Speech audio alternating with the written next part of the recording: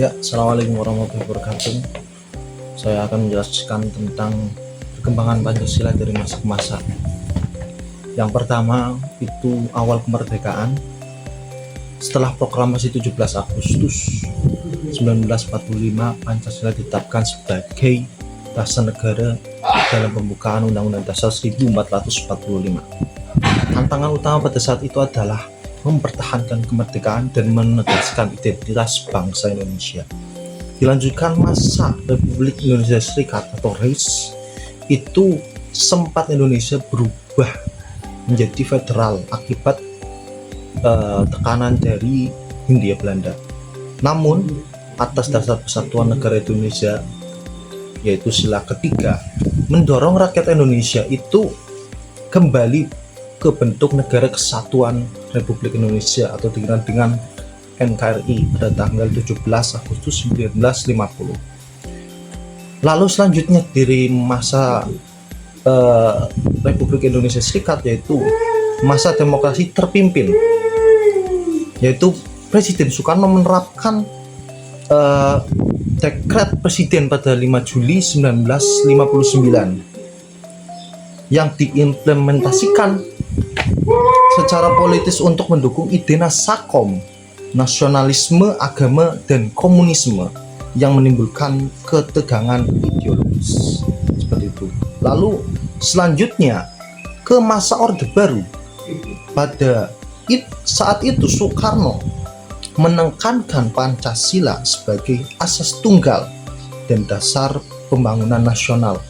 Walaupun stabilitas Indonesia sangat terjaga, penerapan nilai-nilai Pancasila harus tetap secara formalitas digunakan untuk mempertahankan kekuasaan negara Republik Indonesia. Dan terakhir masa reformasi, yaitu masa sekarang, yaitu ditandainya kebebasan demokrasi dan hak asasi manusia. Rakyat bisa bebas berpendapat. Tantangannya apa? Tantangannya kita menanamkan kembali Pancasila agar tidak hilang ditelan masa dan hilang ditelan oleh modernisasi saat ini. Lalu peristiwa pentingnya apa yang kita dapat? Yaitu saya tertarik dengan dekret presiden pada waktu itu, tanggal 5 Juli 1959. Ketika itu konstituen gagal menyusun undang-undang dasar yang baru setelah berlakunya undang-undang UUD sementara. Pada tahun 1950, Presiden Soekarno kemudian mengeluarkan dekret presiden, yaitu menyatakan pembubaran konstituen. Yang kedua, memperlakukan kembali Undang-Undang Dasar 1945, dan yang ketiga, Pancasila kembali sebagai dasar negara Republik Indonesia. Lalu apa yang kita ambil?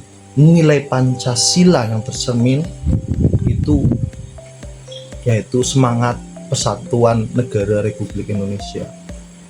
Keputusan ini yaitu mengembalikan Undang-Undang Dasar 1945, upaya menyatukan bangsa Indonesia dari yang pertama perbedaan ideologi, nasionalisme, agama, dan komunis. Nilai yang tampak adalah kebijaksanaan dalam permusyawaratan perwakilan. Kita disuruh untuk bermusyawarah menentukan nasib bangsa ini secara bersama-sama agar stabilitas negara Republik Indonesia ini tetap menjadi utuh sebagai negara. Refleksi dari proses terjadinya kemerdekaan, yaitu peristiwa dekret presiden 5 Juli 1959 mengajarkan bahwa persatuan bangsa lebih penting daripada kepentingan golongan-golongan atau ideologi politik.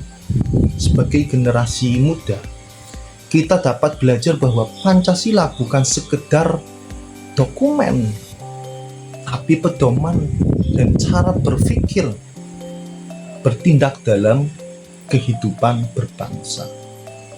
Oleh karena itu, perbedaan pandangan politik, budaya, dan agama harus disatukan dengan semangat persatuan gotong royong sebagaimana diajarkan dalam Pancasila. Mungkin itu saja, sekian dari saya. Assalamualaikum warahmatullahi wabarakatuh.